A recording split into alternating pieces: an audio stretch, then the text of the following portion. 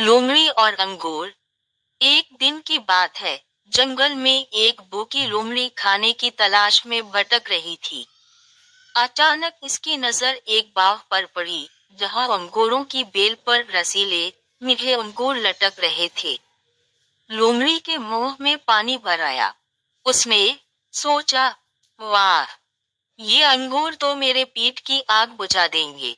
वो उछलकर अंगूर तोड़ने लगी, लेकिन अंगूर ऊंचे थे।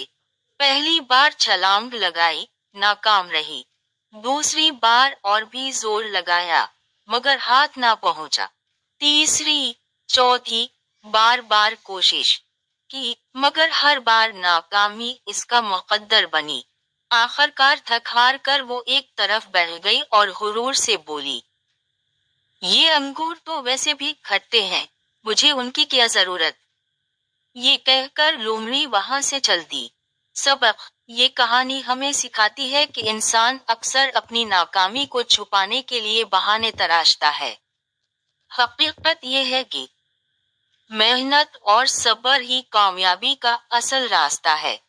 जो चीज हासिल ना हो सके, इस पर बहाने करने के बजाय मजीद मेहनत करनी चाहिए।